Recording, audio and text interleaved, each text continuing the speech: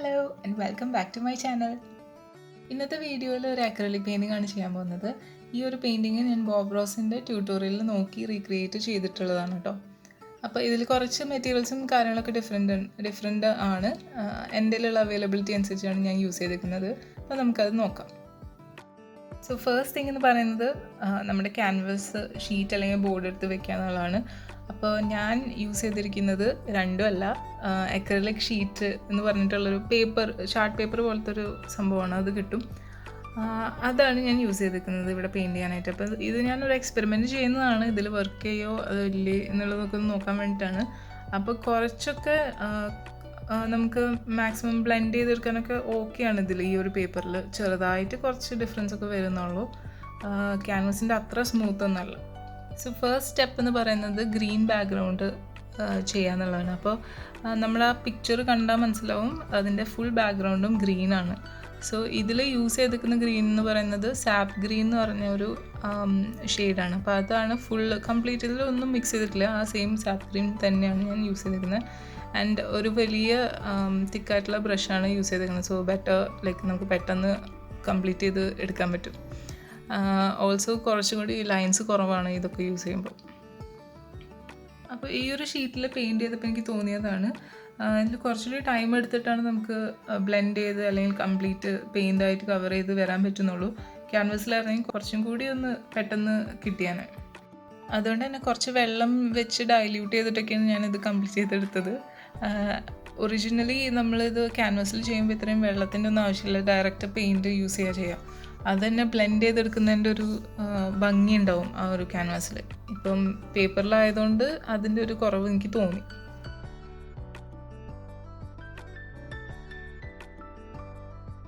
Maximum ആ ഒരു lines ഒഴിവാക്കാനായിട്ട് ഇടയ്ക്കിടയ്ക്ക് ഒന്ന് ബ്ലെൻഡ് ചെയ്യുന്ന പോലെ മേലേക്കൊക്കെ ഒന്ന് ആക്കി കൊടുക്കുക, അല്ലെങ്കിൽ ഹാർഷ് ലൈൻസ് വരും. ബട്ട് ഇറ്റ്സ് ഓക്കെ ബിക്കോസ് നമ്മളിത് ഇതൊരു ബാക്ക്ഗ്രൗണ്ടായിട്ടാണ് യൂസ് ചെയ്യുന്നത്. സോ ഇടയിലൊരു ചെറിയ ഹാർഷ് ലൈൻസ് വരുന്നതുകൊണ്ട് കുഴപ്പമില്ല എന്ന് തന്നെ പറയാം. അപ്പോൾ മാക്സിമം ഒഴിവാക്കാൻ പറ്റുന്നത് നമുക്ക് ഒഴിവാക്കാം. അപ്പോൾ കംപ്ലീറ്റ് ഈ ഒരു സാപ്പ് ഗ്രീൻ വെച്ചിട്ട് കവർ ചെയ്ത് കഴിയുമ്പം നമ്മൾ ടുവേർഡ്സ് ദി എൻഡ്, അതായത് താഴത്തുനിന്ന് മതി. താഴെ പ്രഷ്യൻ ബ്ലൂ എന്ന് പറഞ്ഞൊരു ഷെയ്ഡുണ്ട്. അത് വെച്ചിട്ടൊന്ന് ഇങ്ങനെ ഒന്ന് സ്വൈപ്പ് ചെയ്ത് കൊടുക്കാമെന്ന് പറയാം. അപ്പോൾ അത് വെച്ച് ജസ്റ്റ് ഒന്ന് മേലേക്ക് ഒരു ഷെയ്ഡ് വരുന്ന പോലെ മതി. ജസ്റ്റ് ബോട്ടം ഭാഗം മാത്രമേ കവർ ചെയ്യേണ്ട ആവശ്യമുള്ളൂ. ഓൾസോ നമുക്കൊരു ഗ്രേഡേഷൻ കൊടുക്കാൻ വേണ്ടിയിട്ടാണ്. താഴത്തേക്ക് വരുമ്പം കുറച്ചൊരു ഡാർക്ക് ഷെയ്ഡാണ് വരുന്നത്. എന്നിട്ട് അതൊന്ന് നന്നായിട്ട് ബ്ലെൻഡ് ചെയ്ത് കൊടുക്കുക. ജസ്റ്റ് ഡ്രൈ ആയിട്ടുള്ള ബ്രഷ് വെച്ചിട്ട്, അല്ലെങ്കിൽ ഈ സെയിം ബ്രഷ് വെച്ചിട്ട് തന്നെ ഒന്ന് ഇങ്ങനെ ക്രിസ് ക്രോസ് ആയിട്ട് നമ്മളൊന്ന് ചെയ്ത് കൊടുത്താൽ മതി, ബ്ലെൻഡ് ചെയ്ത് കൊടുത്താൽ മതി. സോ നെക്സ്റ്റ് നമ്മൾ യൂസ് ചെയ്യാൻ പോകുന്ന ഷെയ്ഡ് യെല്ലോ ഷെയ്ഡാണ്. അപ്പോൾ ഇതിൻ്റെ പേര് ലെമൺ യെല്ലോ എന്ന് പറഞ്ഞിട്ടാണ്.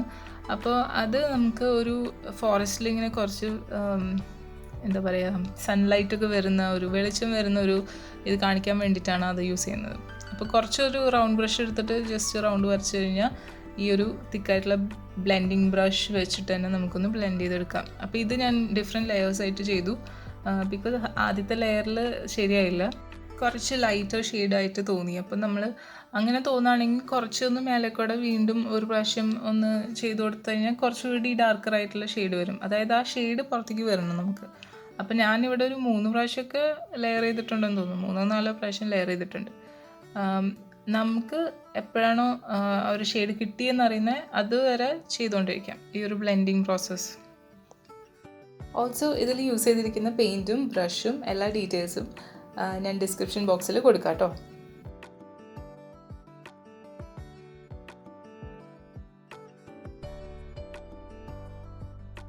അപ്പോൾ ലാസ്റ്റ് ലെയറിങ് ചെയ്തപ്പോൾ പേപ്പർ ഡ്രൈ ആയി.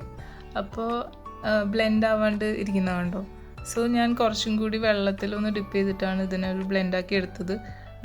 അപ്പോൾ എനിക്ക് തോന്നുന്നു ഇത് പേപ്പറിൽ മാത്രമായിരിക്കും ചിലപ്പോൾ ഇങ്ങനൊരു കാര്യം. ഞാനിപ്പോൾ ആദ്യമായിട്ടാണ് പേപ്പറിൽ ആക്രിലിക് ഇങ്ങനെ ചെയ്ത് നോക്കുന്നത്, ബ്ലെൻഡിങ് ഒക്കെ വന്നിട്ടുള്ളത്. അപ്പോൾ ഈ ഒരു കാര്യം എനിക്ക് തോന്നുന്നത് ക്യാൻവസ് ബോർഡിലാണെങ്കിൽ ഇങ്ങനെ ഒരു ഇഷ്യൂ ഉണ്ടാവില്ല.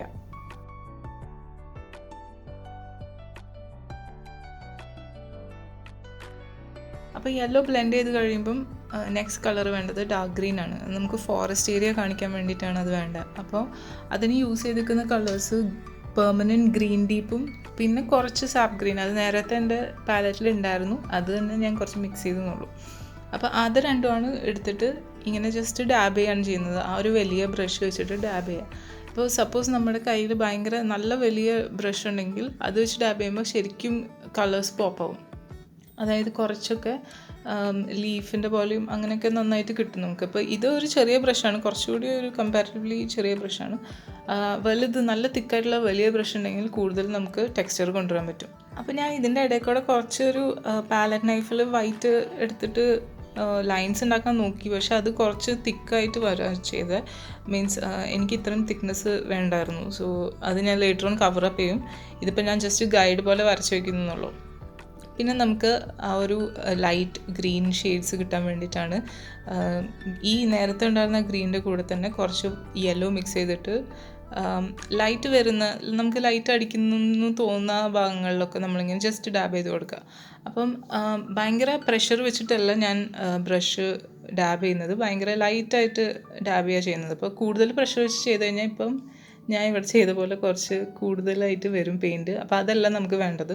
ബാക്കിലുള്ള ഡാർക്ക് ഷെയ്ഡ് കുറച്ച് പുറത്തേക്ക് ഇങ്ങനെ കാണണം. അപ്പോൾ ഇടയിൽ കൂടെ അതൊന്ന് ഇങ്ങനെ വിസിബിളായിട്ട് വേണം ചെയ്യാനായിട്ട്.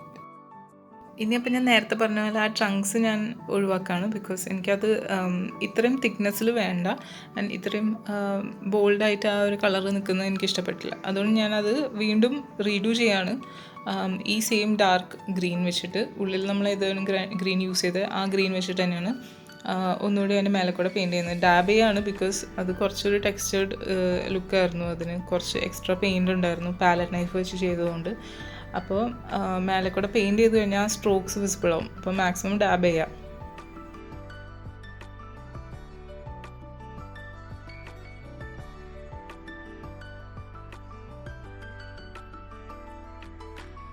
അപ്പോൾ ഇത് ഡ്രൈ ആയി കഴിയുമ്പം എനിക്ക് ആ സ്റ്റെംസിൻ്റെ ഒരു ഭാഗം ഇങ്ങനെ കാണിക്കാൻ വേണ്ടിയിട്ട് മാത്രം ഒരു ഗൈഡ് പോലെ ഞാൻ വരച്ച് വയ്ക്കുന്നുണ്ട് ജസ്റ്റ് എല്ലായിടത്തും.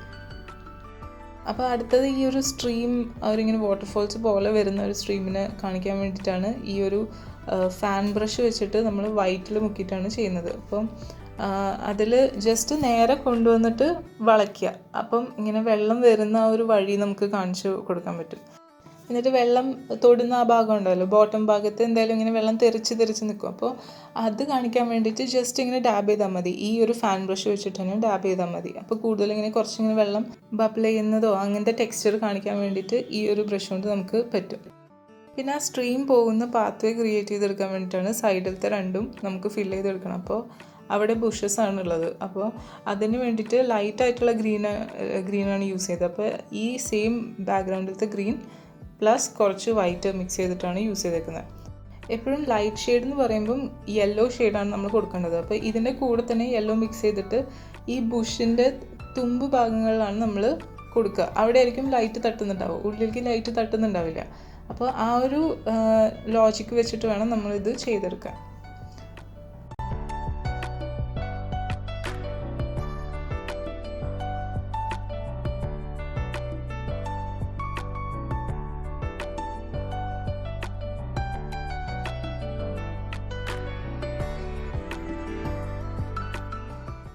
പിന്നെയും കുറച്ച് ഇങ്ങനെ വെള്ളം ഒഴുകുന്നതും അങ്ങനത്തെ കാര്യങ്ങളൊക്കെ കാണിക്കുക. എന്നിട്ട് നമ്മൾ അടുത്ത് ചെയ്യാൻ പോകുന്നത് കുറച്ച് ബോൾഡേഴ്സ് അല്ലെങ്കിൽ റോക്സ് ഇതൊക്കെ ക്രിയേറ്റ് ചെയ്യലാണ്. ഇപ്പോൾ റോക്ക് ക്രിയേറ്റ് ചെയ്യാനായിട്ട് ഞാൻ യൂസ് ചെയ്തിരിക്കുന്ന ഷെയ്ഡ് ബ്രൗൺ കളറാണ്. ബ്രൗൺ പ്ലസ് കുറച്ച് ബ്ലാക്ക്, വളരെ കുറച്ച് ബ്ലാക്ക്, ബിക്കോസ് നമുക്കൊരു ഡാർക്ക് കല്ലിൻ്റെ ഷെയ്ഡൊക്കെയാണ് കിട്ടേണ്ടത്.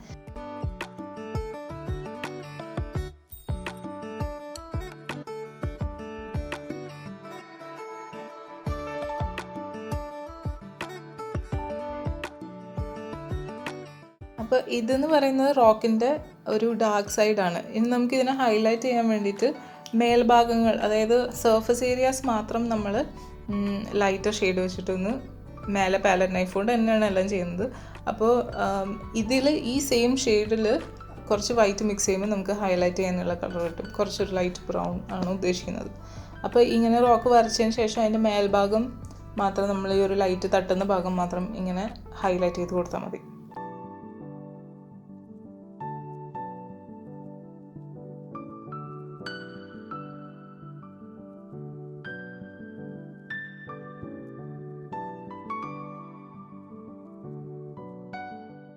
ഇനി നമ്മൾ ബോട്ടം പോർഷനിലേക്ക് എത്തി. അപ്പോൾ അതിൻ്റെ സൈഡിലുള്ള ബുഷസിനെ കാണിക്കാൻ വേണ്ടിയിട്ട് നമുക്ക് ഡാർക്കർ ഷെയ്ഡ്സ് ആണ് വേണ്ടത്. കുറച്ചുകൂടി മേലെ യൂസ് ചെയ്യുന്നതിനെക്കാട്ടും കുറച്ചുകൂടി ഡാർക്കർ ഷെയ്ഡ്സ് വെച്ചിട്ടാണ് യൂസ് ചെയ്യുക.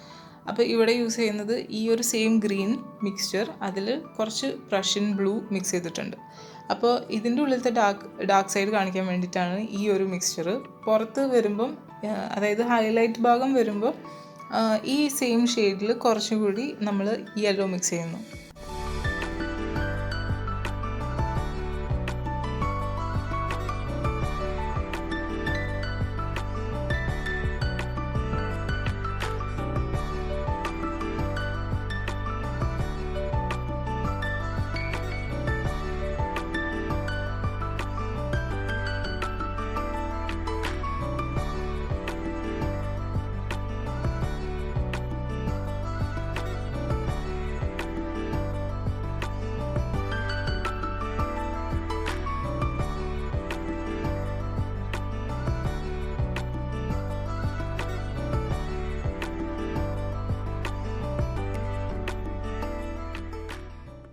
സപ്പോസ് നമുക്ക് കുറച്ച് മേലേക്കുള്ള ബുഷസിനൊക്കെ കുറച്ച് ഡാർക്ക് ഷെയ്ഡ് കൊടുക്കണം എന്നുണ്ടെങ്കിൽ അത് ഈ സമയത്ത് നമുക്ക് കൊടുക്കാം കേട്ടോ. എന്നിട്ട് ലൈറ്റ് ഷെയ്ഡ് കൊടുക്കുമ്പം ഹൈലൈറ്റ് ചെയ്ത് കൊടുത്താൽ മതി.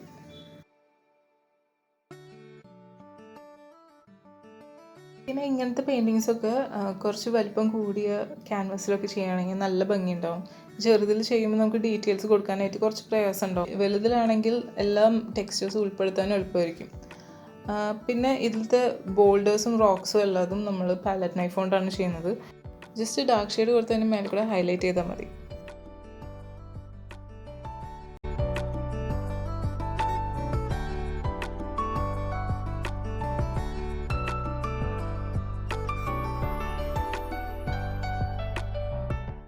അപ്പോൾ വൈറ്റ് കുറച്ചുകൂടി വേണമെന്നുള്ളിടത്ത് ഞാൻ കുറച്ചുകൂടി ഒന്ന് ടച്ച് ചെയ്ത് കൊടുക്കുന്നുണ്ട്. പിന്നെ ആ ഒരു ഹൈലൈറ്റിങ് ഭാഗം തന്നെയാണ് ചെയ്യുന്നത്. അപ്പോൾ അതിൽ കൂടുതൽ യെല്ലോ മിക്സ് ചെയ്തിട്ട് വീണ്ടും ഡാബ് ചെയ്യുക തന്നെയാണ്. അപ്പോൾ നമുക്ക് മാക്സിമം ടെക്സ്ചർ ക്രിയേറ്റ് ചെയ്യുക എന്നുള്ളതാണ് ഇവിടുത്തെ ഒരു എയിം എന്ന് പറയുന്നത്. അപ്പോൾ ജസ്റ്റ് ആ ഒരു ബ്രഷ്, ഞാൻ നേരത്തെ പറഞ്ഞ പോലെ ബ്രഷ് പ്രഷർ ഇല്ലാണ്ട് യൂസ് ചെയ്യുക. ജസ്റ്റ് ടിപ്പ് മാത്രം ടച്ച് ചെയ്താൽ മതി. അപ്പോൾ ആ ഒരു ലീഫി ടെക്സ്ചർ കിട്ടും.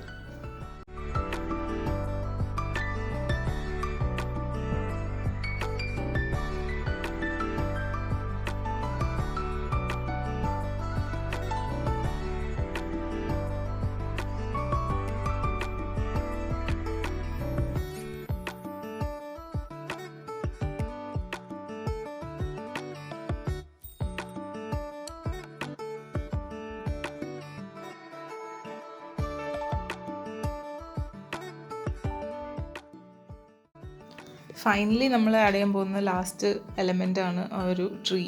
അപ്പോൾ ലീവ്സ് ഒന്നും ഇല്ലാണ്ട് നിൽക്കുന്ന ഒരു ഉണങ്ങിയ ട്രീ ആണ് വരയ്ക്കുന്നത്. അപ്പോൾ അതിന് ജസ്റ്റ് കുറച്ച് സ്ട്രോക്സിൻ്റെ ആവശ്യമുള്ളൂ.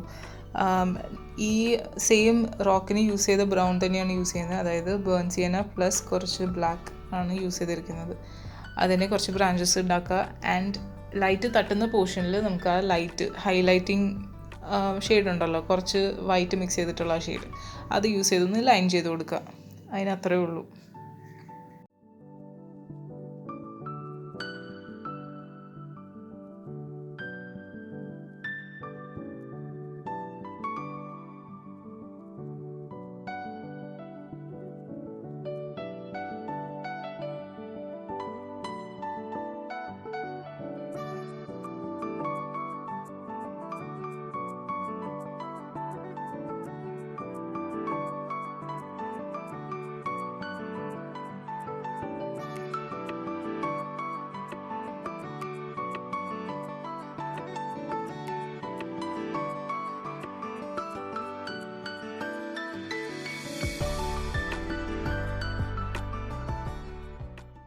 നിങ്ങൾക്ക് താല്പര്യമുള്ള അത്രയും നമുക്കിതിൽ ടെക്സ്ചർ കൊണ്ടുവരാനും ഡീറ്റെയിലിംഗ് ചെയ്യാനും പറ്റും കേട്ടോ. അപ്പോൾ ഇതിന് ഒരു ലിമിറ്റ് ഇല്ലാത്ത പോലെയാണ്. കുറേ ഇനിയും നമുക്ക് ടെക്സ്ചർ വേണമെങ്കിൽ വീണ്ടും വീണ്ടും ലീവ്സും കാര്യങ്ങളൊക്കെ വരച്ച് വയ്ക്കാം.